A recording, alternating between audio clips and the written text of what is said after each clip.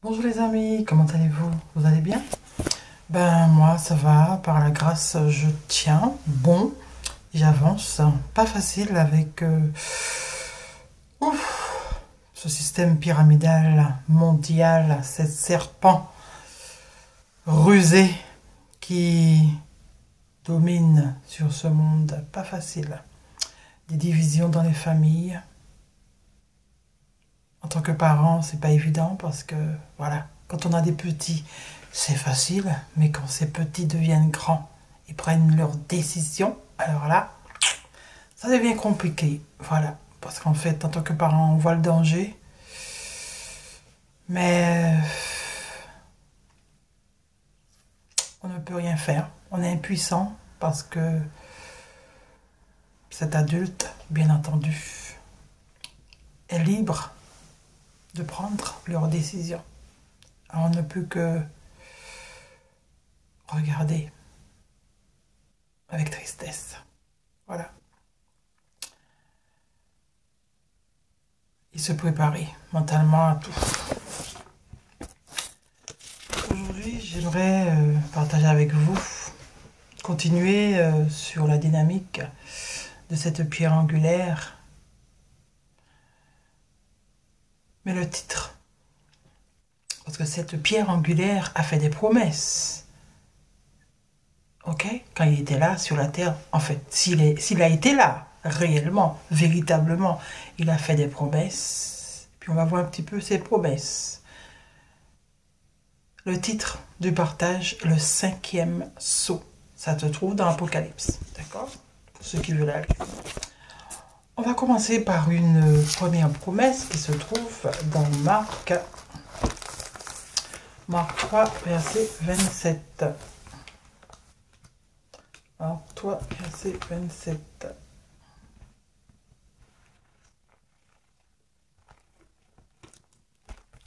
Luc. Alors. Non, c'est Luc 4, 14, excusez-moi, Luc 4, 14. C'est pas que toi, Marc 3, verset 25, Luc 4, 14 ou 19, 19. Voilà. Alors, on va commencer à partir du verset 18. L'Esprit du Seigneur est sur moi parce qu'il m'a oint pour annoncer une bonne nouvelle aux pauvres. Il m'a envoyé pour guérir ceux qui avaient le cœur brisé, pour proclamer aux captifs la délivrance et aux aveugles le recouvrement de la vue, pour envoyer libres les opprimés, pour publier une année de grâce du Seigneur. C'est la dernière partie qui m'intéresse en fait, pour publier une année de grâce du Seigneur.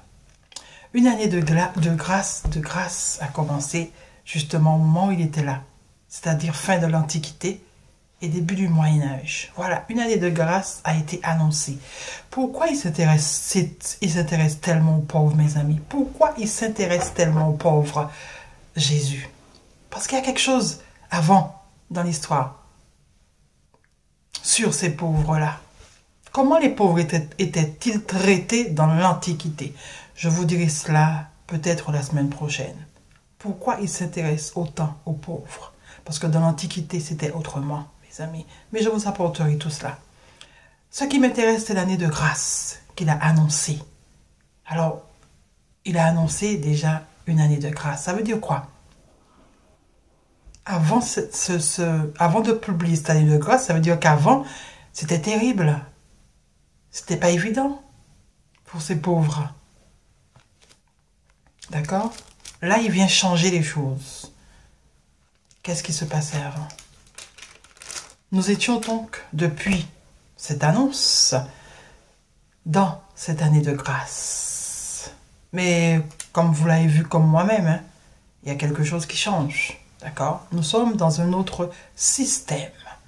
Un autre système en train de prendre place devant nos yeux. D'accord? Mais parfois, nous ne réagissons pas. Mais bon, c'est pas grave. En tout cas, il y avait donc une année de grâce qui a été annoncée. Un changement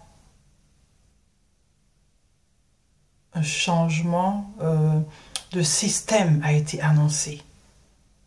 Aujourd'hui, nous vivons un nouveau changement d'un autre système.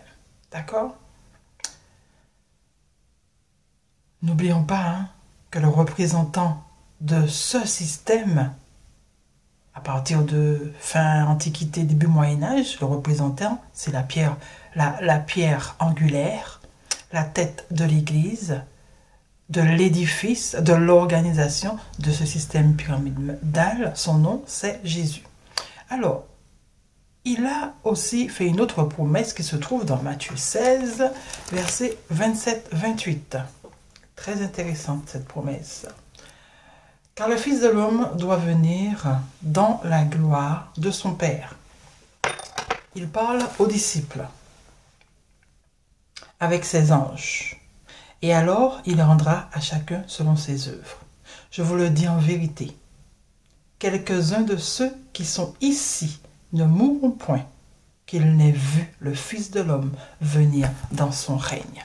Je sais pas, je sais pas, dans l'histoire, c'est pas encore écrit que quelqu'un est apparu dans le ciel.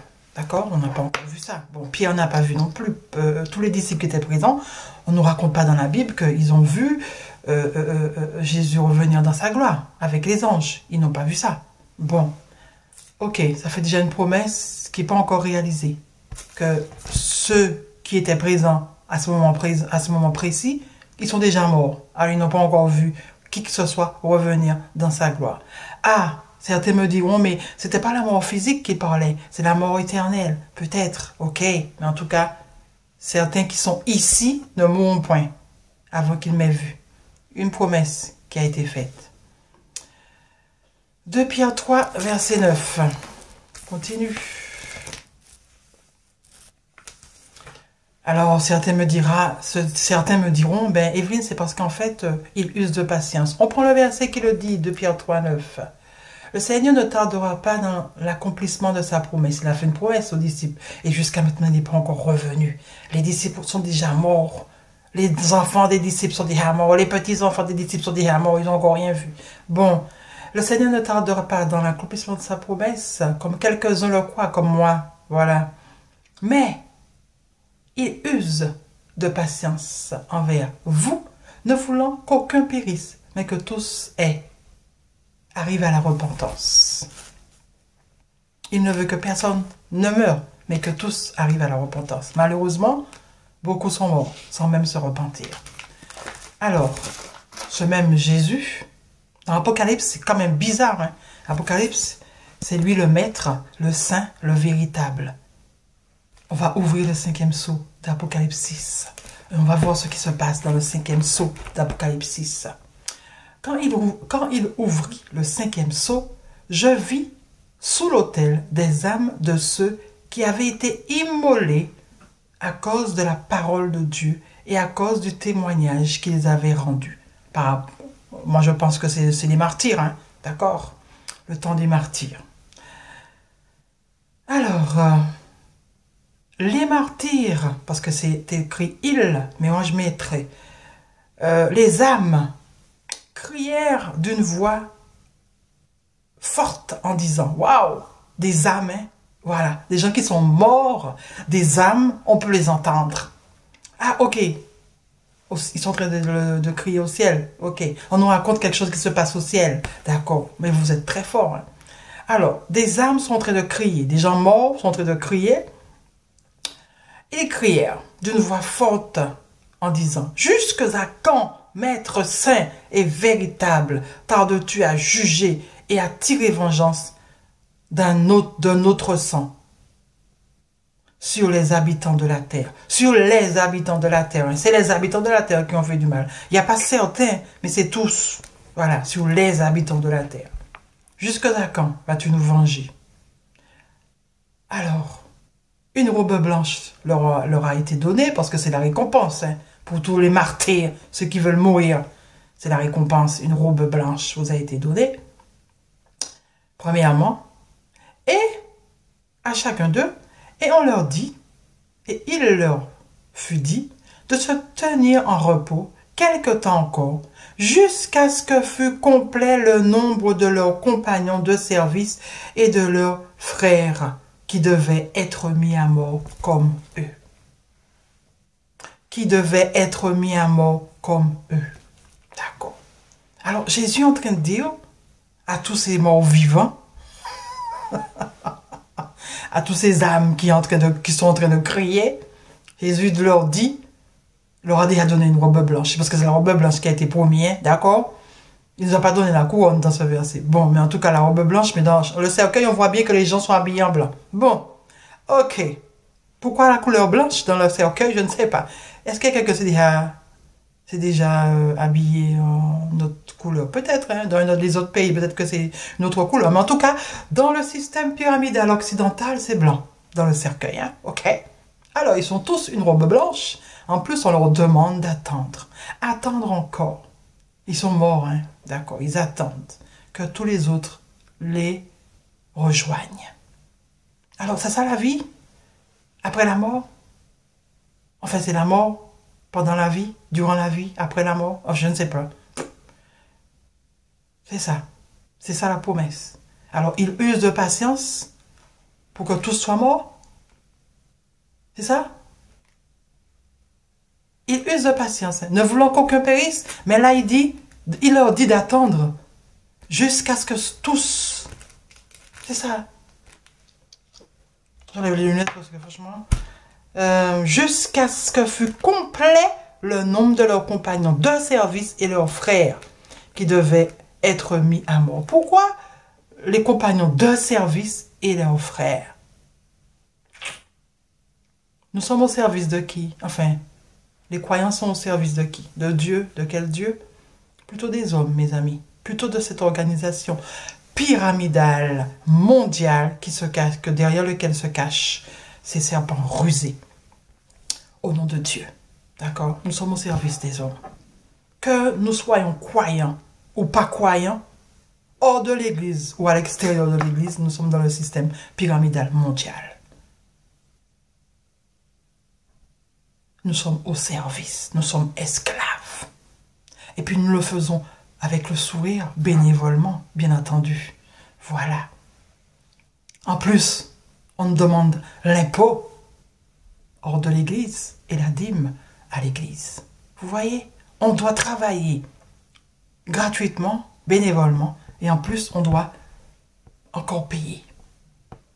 Non, mais c'est un business, mais extraordinaire, hein? Vraiment, un business extraordinaire. Waouh! Et puis on nous donne la croyance pour que nous puissions espérer. Espérer un monde nouveau. Mais en fait, quand il n'y a rien, comme il n'y a rien derrière. Puisque jusqu'à ce que fût complet le nombre de leurs compagnons de service et leurs frères qui devaient être mis à mort, comme eux.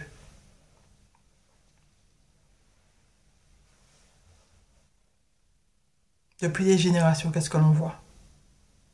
Depuis des générations, qu'est-ce que l'on voit? Mais l'homme n'arrête pas de faire des enfants. Alors, voilà. L'homme est l'espèce le plus résistant. Ouais. L'homme a subi guerre. L'homme a subi famine. L'homme a subi, qui s'est subi encore, épidémie. Il pas qu'à arriver détruire pièces. Oui, excusez-moi, j'ai dit en créole. On n'arrive pas à les détruire. On n'arrive pas à les détruire totalement, ces hommes. Ah là là, pourquoi? Pourquoi ils n'arrivent pas à détruire les hommes? Parce que l'homme, dans son cœur, voilà, il y a cette force qui leur donne envie de se battre malgré la difficulté. Voilà, tout simplement. L'homme possède en lui cette force intérieure. Cette force intérieure qui représente celui qui nous a donné la vie. L'homme l'a en lui. C'est pour cela qu'on n'arrive pas à éteindre cette race humaine. Et ils n'y arriveront jamais. Il y aura toujours une autre génération, une autre génération, une autre génération pour les emmerder. Voilà.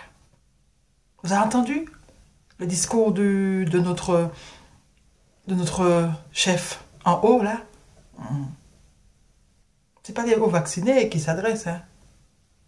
Seulement. Waouh, j'ai dit le mot qu'il fallait pas dire. Oh là là, j'espère que je ne serai pas censurée.